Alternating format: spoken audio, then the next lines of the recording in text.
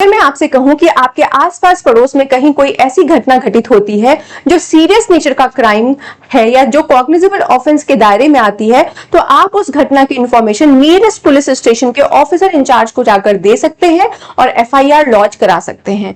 जी हाँ, हमारा Indian law सिर्फ विक्टिम को ही नहीं बाकी अन्य लोगों को भी अधिकार देता है एफआईआर लॉन्च कराने का, क्योंकि एफआईआर का मेन मोटिव यही है कि हम क्रिमिनल जस्टिस सिस्टम को एक्टिवेट करें।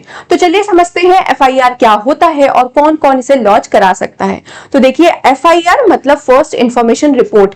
ये रिपोर्ट तब दर्ज कराई जाती है जब आपके आसपास पड़ोस में कहीं ऐसी घटना घटित हुई है जो कॉग्निजेबल ऑफेंस के दायरे में आती है, यानी कि कोई सीरियस नेचर का क्राइम वहां पे कमिट हुआ है।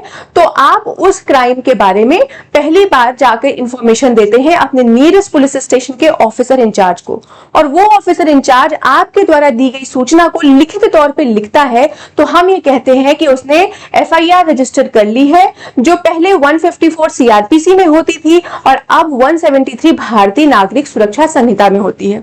अब एफआईआर कौन कौन रजिस्टर करा सकता है? तो देखिए, एफआईआर पहली बात तो विक्टिम रजिस्टर कराता है, जिसके पास इस घटना की फर्स्ट हैंड इंफॉर्मेशन होती है, क्योंकि उसके साथ वो घटना घटित हुई होती है। विक्टिम के माता पिता भी एफआईआर लॉन्च करा सकते हैं, उसके लीगल रिप्रेजेंटेटिव भी एफआईआर लॉन्च करा सकते हैं। इसके बाद थर्ड कैटेगरी में आते हैं आई विटनेस, जिसमें उस घटना को वहां पे घटित होते हुए देखा है, तो वो भी इंफॉर्मेशन जाके दे सकते हैं नियरेस्ट पुलिस स्टेशन के ऑफिसर इंचार्ज को और वहां पे एफआईआर लॉन्च करवा सकते हैं।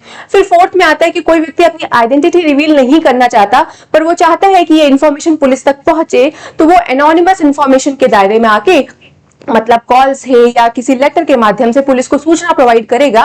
तो अगर उस इंफॉर्मेशन के माध्यम से पुलिस ऑफिसर चाहे तो उसको आधार बनाकर सूचना दर्ज करेगा और फिर जाकर उसमें इन्वेस्टिगेशन कर सकता है। लास्ट और बहुत इंपॉर्टेंट ये है कि पुलिस ऑफिसर कई बार कुछ ऐसे मामलों में सुओ मोटो भी एफआईआर दर्ज करते हैं, जब उनके पास किसी रिलायबल सोर्स से इंफॉर्मेशन आती है कि यहाँ पे कोई ऐसी घटना घटित हुई है और वो देख रहे हैं कि उस घटना के बारे में कोई रिपोर्ट दर्ज नहीं करवा रहा है, तो वो खुद भी सुओ मोटो एफआईआर दर्ज करवा सकते हैं।